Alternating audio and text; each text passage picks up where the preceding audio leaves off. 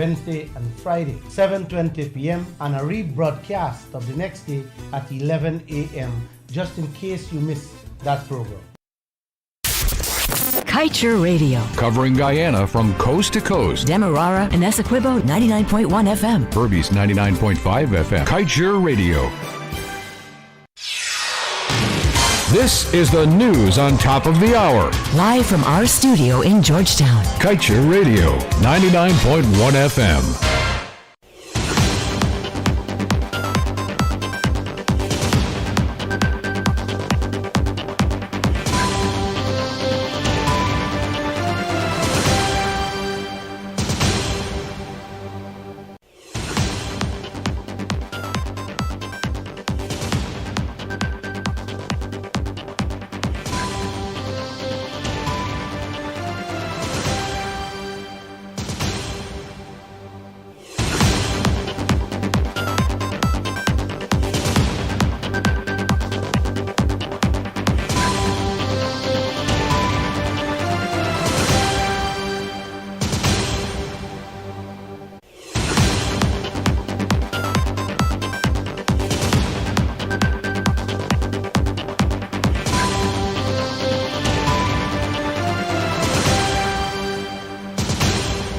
Good evening. Welcome to this evening's Newscast on Kaicher Radio. Kevin Smith here. Let's get to the news in detail.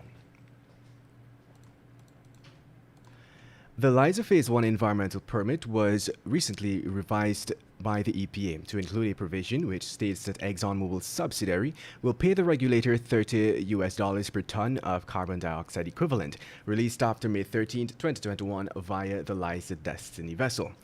The EPA said too that this measure is being implemented in accordance with the polluter pays principle.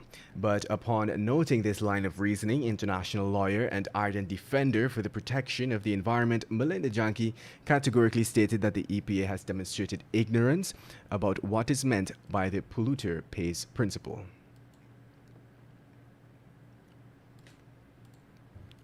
And moving on, when the history books are written, financial and marketing consultant Dr. Yog Mahadio is of the firm conviction that Head of State Dr. Irfan Ali, Vice President Bharat Jagdeo, former President David Granger, and former Minister of Natural Resources Raffle Trotman, among others, will be remembered for the role which they played in destroying our children's future in the name of development.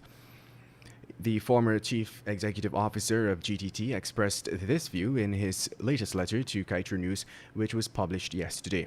The premise of his contention rests on the fact that both the Granger and Ali administration have allowed ExxonMobil to flare offshore, a practice which harms the environment through the release of more than 250 toxic chemicals. Also buttressing his contention is the fact that Guyana's politicians have displayed their approval for the destruction of nature so that development can take place in other sectors such as mining and forestry. In other news, a prisoner who reportedly did not want to go to jail on Thursday claimed that he swallowed a razor blade and was rushed to the hospital instead. The claim was made around 15 hours 25 while he was being held in the lockups of the Reliance Magistrates Court in Berbice. A police report detailed that the prisoner was charged earlier during the day at the court with robbery under arms. In other news, the driver of a C&S garbage disposal truck is now in custody after he ran over a young boy, crushing him to death yesterday afternoon. This was in the vicinity of Dennis Street, Sophia. 9-year-old Enam Nakis Holder of Seafield, Sophia, was the victim of this horrific accident. The boy was apparently riding around the neighborhood before he met his demise. The truck was allegedly turning a corner when the boy collided with the truck, knocking him down. The truck, it is understood, rolled over him, killing him instantly.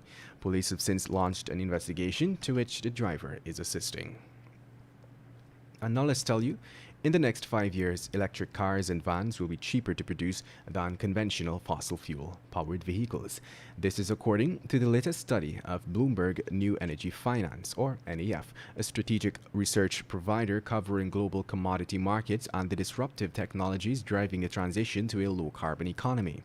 What the report also notes is that tighter emissions regulations by nations could put these vehicles in a position to dominate all new car sales by the middle of the next decade.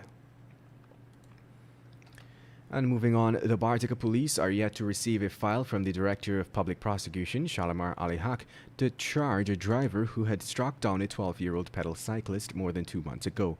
At least this is what the Bartica Police Commander, Dion Moore, said. The pedal cyclist, Jahimanuel Wyatt, was struck down by a motorcar driven by Tristan Bell around 17 hours 25 on March 8 along 5th Street, 4th Avenue in Bartica.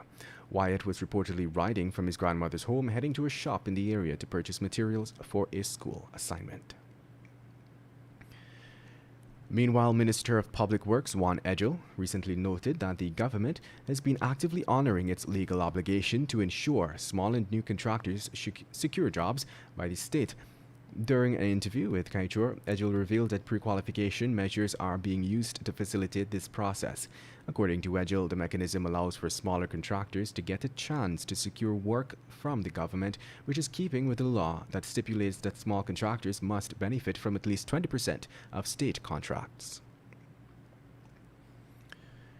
And to wrap things up, let's tell you that a video that was circulating on social media yesterday captured a robbery by two bandits at a Rubis gas station outlet. The two men, wearing matching reflective vests, robbed the outlet of an undisclosed amount of cash.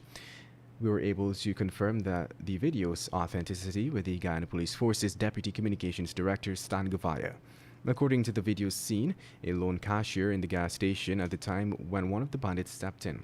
The suspect then approached the female employee, pulled out his handgun, and demanded cash. And that's the news of the moment. Remember to get the full details of these stories, pick up a copy of the Kaichur News. And don't forget, you can catch us on the MyTuner app as well as the